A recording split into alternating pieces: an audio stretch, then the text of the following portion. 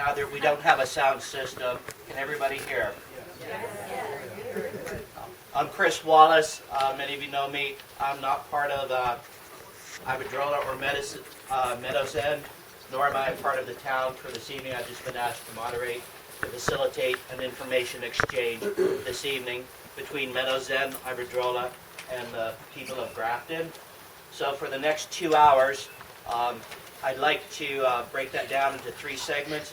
The first segment, representatives from Meadowsend, Timberlands, and then Iberdrola will present some information to the townspeople, some of their latest information.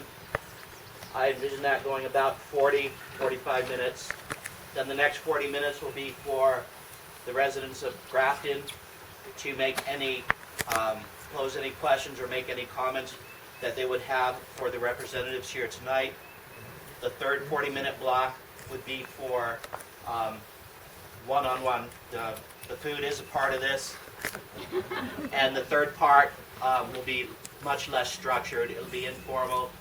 You can approach anyone you want to with any question or comment or concern that you may have if you don't get to it during the Q&A portion. So without further ado, it's already 8 after, so Melissa. Jeremy. Me. Okay. I will turn this over to Jeremy from Meadowsend and Jeremy Turner, and he and Laura will give you the latest update. Great. Welcome, everyone. Thank you all for attending and your interest and participation in this important matter. MTL has invited you here tonight for a learning opportunity to be updated, to ask questions on the current status of wind research on our 8 square miles of land in Grafton and Wyndham. In addition to inviting you and several professionals from Iberdrola, much of our MTL team is here tonight. I'd just like to point those folks out. We have Laura French here in the front. She's no relation to the French family, oddly enough. She's our mapping, inventory, and planning manager. We have Melissa Belcher in the back. She's our public relations manager. And Ronnie Kilborn, he's our Northern Region Forest manager. And then Josh McGraw, he's our newest addition to our team. And he's a forest technician for the company. So upon closure of the question and answer session, I really encourage you all to meet and inquire. Questions and comments you might have with those from MTL and Iberdrola. It's a really good chance to one-on-one really get anything that may be on your mind answered, or comments as well. MTL, like you, must understand all the positive and negative effects of the potential wind development. What facts we and you learned from a fair process and study results will enable us all to make informed and educated decisions about our position on wind development on Stiles Brook. MTL understands this is a very long process, and naturally fact-finding does take time. We, as a well-respected and responsible steward of the land, value the thoroughness and rigor of the studies required to learn about wind development on our land. MTL's goal is, and will remain to learn about the potential benefits and costs of a wind project on Stiles Brook. This is a serious management matter to us. So now I'm going to turn it over to Laura, who's going to give us a bit of history of MTL and why we're here tonight. Thank you.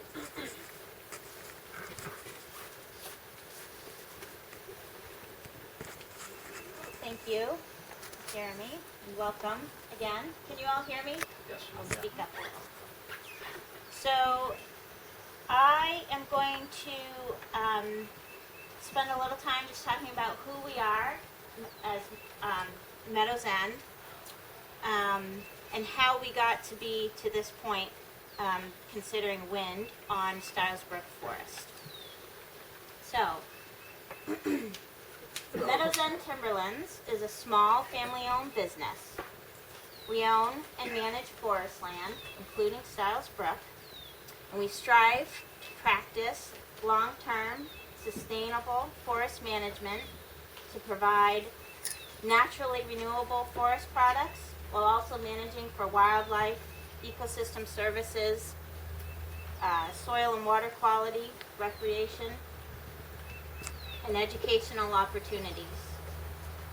We also provide forest consulting services to other landowners on a combination of private, town-owned land, land trust land, and nonprofits. Currently, we're working with New Hampshire Audubon, doing active management on their land to enhance bird habitat. The French family, owners of MTL, have 6 generations of experience in the woods business. They believe in managing forest land for the long term and are strong supporters of land conservation. They placed one of the first conservation easements in the country on a tract of land in New Hampshire in 1978. Of our land base that's owned by Meadowsend, over 70% of our land is conserved, and we strive to protect more acres every year under conservation easements.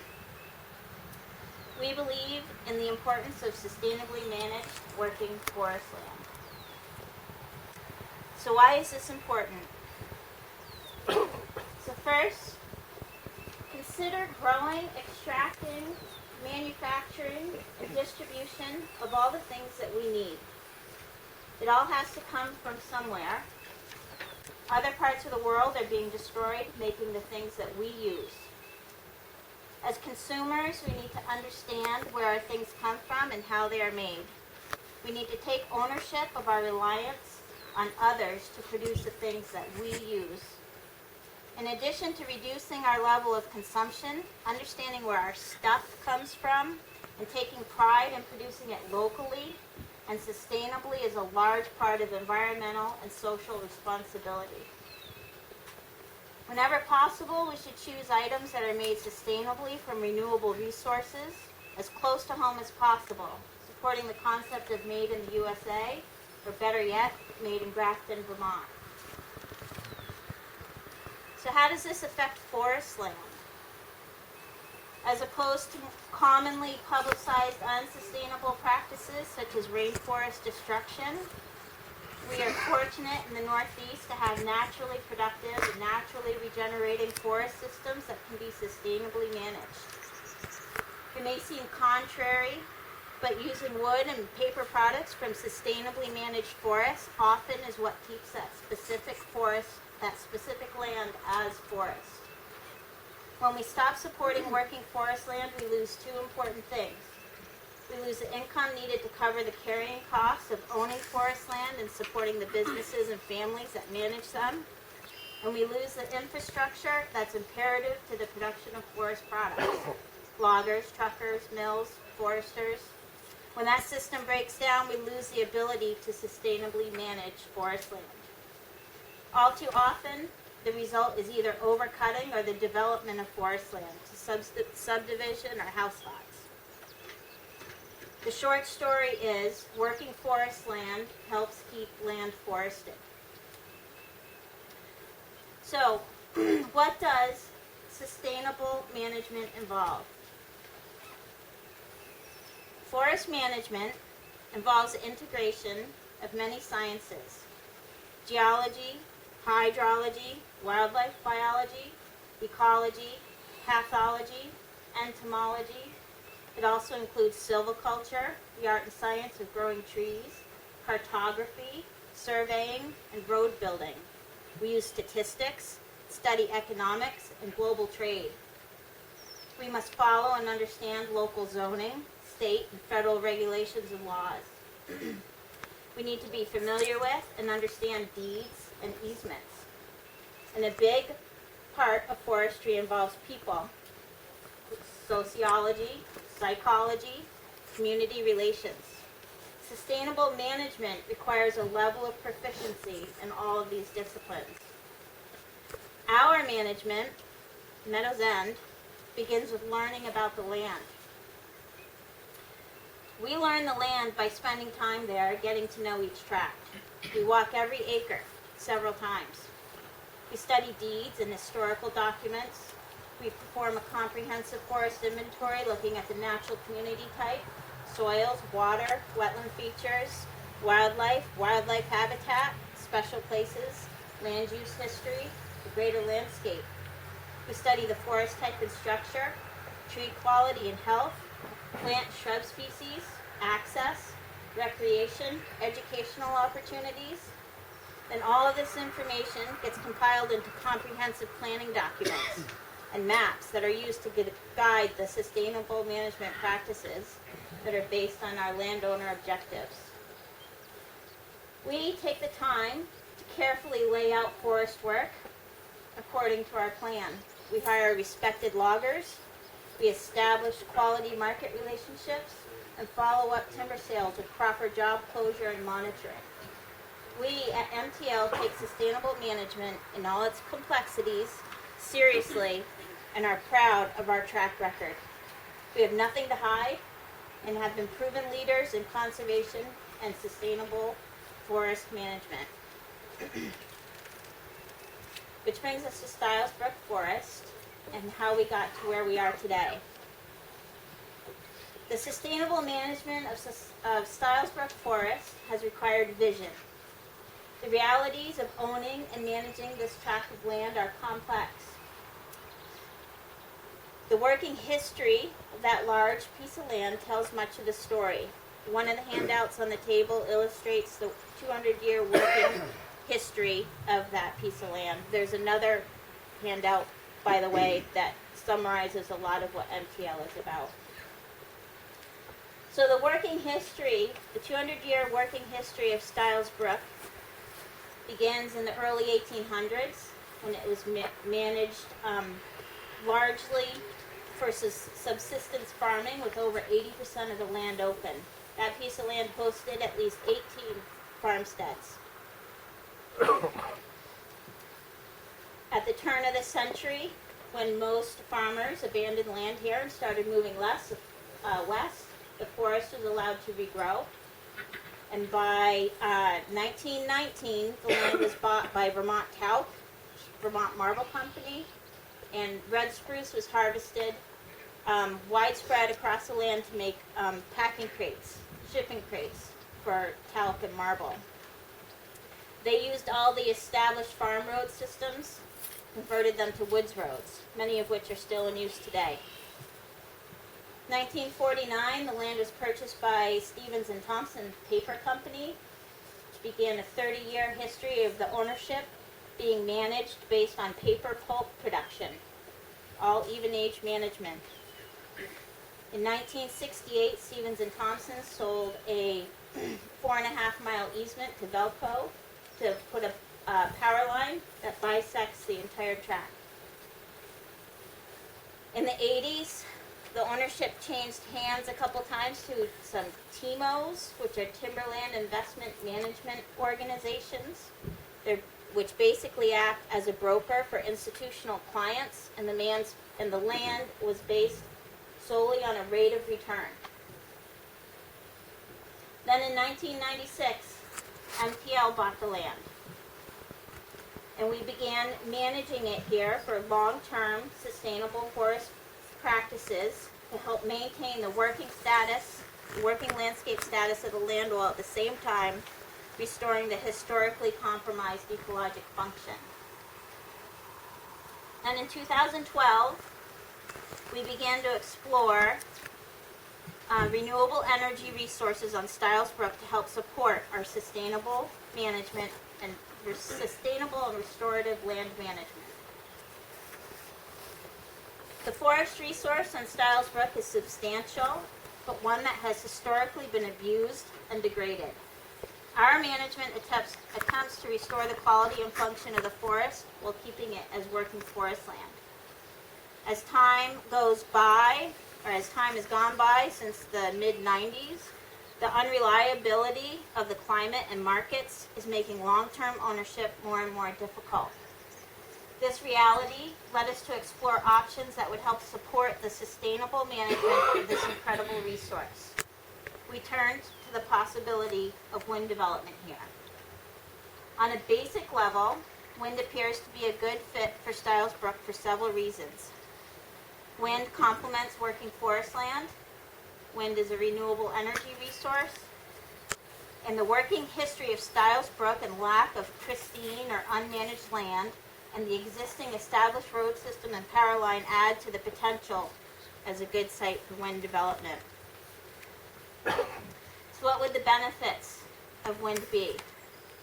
Wind is locally produced, renewable energy that helps reduce our carbon footprint, and it provides economic support to keep Stiles Brook a sustainably managed working forest, which is also open to the public. So, is wind a good fit for Stiles Brook? We're still in the learning phase. We do not yet have enough information to make an informed and educated decision about wind here. We are in the midst of a multiple-year study to gather information.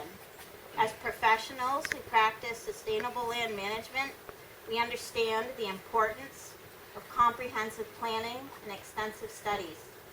As landowners, we want to make an informed and educated decision and do what is right for the land and the local community. And that's all I have. Thanks, Laura. So we're now going to invite Jenny Brio. She's the project manager. Thank you. Thank you, Jeremy and Laura, and thank all of you for coming this evening. I'm just going to take a few minutes to thank a couple people. Chris, thank you very much for your willingness to moderate this evening. The Grafton Fire Department, the tent and putting the tent up, thank you very much.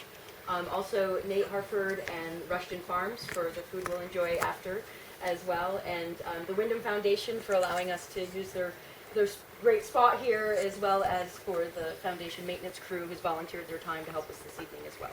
So thank you all for helping out and being here this evening. So I'm going to talk for a few minutes about where we are in this process that Jeremy and Laura have just described, and where we are in a timeline, and compare it to an existing project that is also MTL's here in the northern part of Vermont, and provide an overview of where we are in that timeline. And then two colleagues that work with us at Iberdrola Renewables, Mike Clayton and Don Hammond, are going to get into some more of those details about the studies that we're doing and whatnot. So we have erected 3 meteorological test towers at the site. I know some of the faces I see and have joined us there.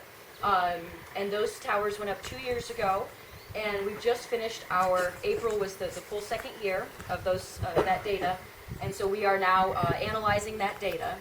So what I'll point to here on the timeline is we are here where 2015 is, so we've done our sort of initial assessment of the site at these 2 years of data. And what we think, we don't know this yet, we think that this could be a good spot for a wind project. However, the reason I use the word think versus know is that we really need to do our field studies and look at the results of those before we can answer that question for you if we know that and provide you with a project proposal. And working very closely, as you can tell, with Laura and Jeremy and MTL to determine if this is a good place for a wind project. And where we are right now is getting ready to start those studies, the field studies, and Mike will talk more about that. And so I wanted to point out here in comparison, and why we've done this is to show you that the process is lengthy. From the inception of when the first Met Towers went up at the Sheffield project to the time a project was actually built was 9 years. And we are still over here in this field study assessment phase, still determining what a project here could look like. So what I would say is that I know there are a lot of project-specific questions that we've been asked, and we are working toward getting you those answers, and we'll continue to do that. So I'm gonna stop there and let Mike and Don give you more details about the studies, and then I'm gonna come back up and share a little bit more information about where we go from here. Thank you. Hi, I'm Don, and I'll talk a little bit about some of the technical aspects of where we are, and then Mike will step up and talk some about the permitting and environmental aspects and some of the studies that are going to be taking place here over the next few years. As you've seen in the timeline, it is a lengthy process. As Laura indicated, from MTL's standpoint, There's a lot of information to be digested and understood to make a decision. And the decision of whether to move forward with a wind project is a significant decision. It's something that Laura has talked about the history of the project over 200 years, or the project site over 200 years. And each phase of that lasted a considerable amount of time. A wind project, as it goes in, has got a life of 25 years, maybe longer than that, depending on what happens with technology and repowering, and it could be there for a long period of time. Obviously, a major impact to the forest, to MTL's production, to the community, and if we were to design and build and operate this project, obviously it's of importance and significance to us as a company. So it's a careful decision that needs to be handled, and there's a huge amount of information that needs to be digested. As Jenny indicated, 2 years ago we installed our first meteorological towers, and there was a fair amount of work ahead of that to get permitting to install those. We needed, as Jenny said, at least a year's worth of data to understand the seasonal fluctuations of the wind, to understand over a year's period of time how much energy was there. Would that energy really support the construction and operation of a wind project that would provide benefits to the community and to the state? After completing the first year, the data looked good from the standpoint that yes, it looked like it was worthwhile gathering more data. But for a project of this size, with the significance that it has, more than 1 year of data is necessary. There are a lot of annual fluctuations during the course of a year that need to be taken into account. But the consistency of that wind production from year to year is very important as well, because a commitment to build a project is a commitment for 25 or 30 years, and so you really need to have confidence that what you're measuring and the information you're using to make decisions is something that you can really count on over a long period of time. So there's a lot of data that needs to be collected.